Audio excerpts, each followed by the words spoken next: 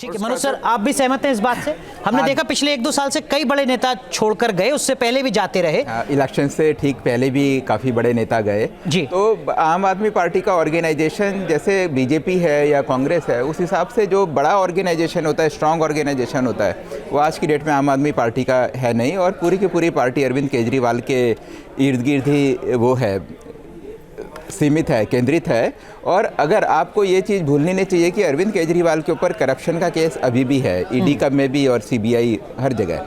तो अरविंद केजरीवाल जेल में थे, बेल में बाहर हैं। अब खुदा ना खास्ता कि अगर वर्डिक्ट कुछ आता है और दोबारा उन्हें जाना पड़ जाए, या फिर जो आम आदमी पार्टी के जो बड़े नेता हैं मनीष सिसोदिया और बाकी नेता हैं सत्येंद्र जैन, तो अगर ये दोबारा जेल चले गए उसके बाद तो पार्टी के अस्तित्व को ही मेरे को लगता है कि एक बहुत बड़ा चैलेंज होगा। ठीक है, मैं अपने जो पॉलिटिकल पैनलिस्ट हैं सर उनके पास जाऊं, लेकिन उससे पहले संजीव सर, मीडिया से जुड़ा एक सवाल। मैं आ रहा हूं आपके पास, डॉक्टर साहब आ रहा हूं आपके पास। संजीव सर, मतलब वो जो मीडिया और एग्जिट पोल एजेंसीज की क्रेडिबिलिटी पर सवाल खड़ा हो रहा था पिछले कुछ सालों से, वो यहां पर धुल गया है। एग्जिट पोल ज्यादातर सही साबित हो रहे हैं। मैं ये नहीं कहूंगा, आपको रोक रहा हूं, एक और बड़ी खबर आ गई है।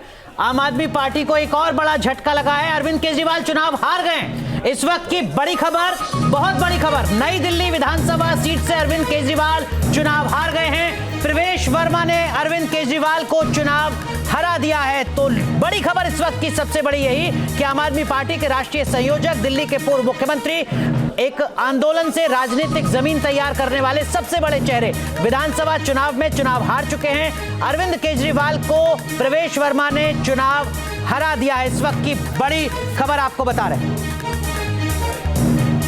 संजीव सर।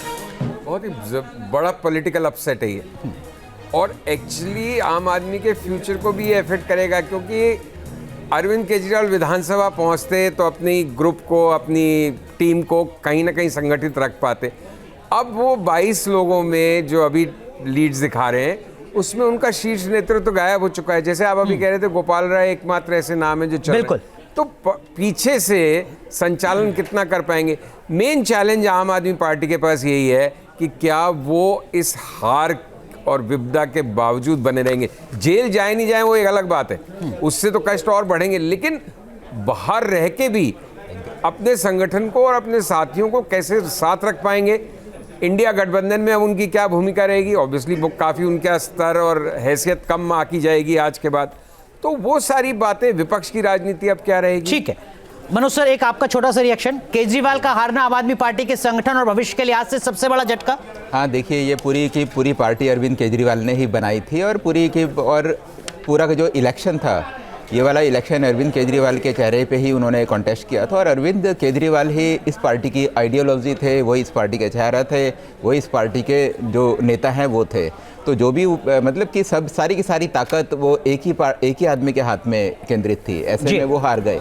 तो इसका मतलब ये है कि दिल्ली की जनता ने बिल्कुल ही आम आदमी पार्टी की जो पॉलिसीज़ थी, और आम आदमी पॉलिसीज़ ही नहीं, जो इनके काम थे या जिस तरीके से इनका कंडक्ट था, उस सब के खिलाफ दिल्ली की जनता ने वोट दिया है। न्यूज नेशन अब व्हाट्सएप पर खबरों के ताजा अपडेट के लिए न्यूज नेशन के इस QR कोड को स्कैन करें।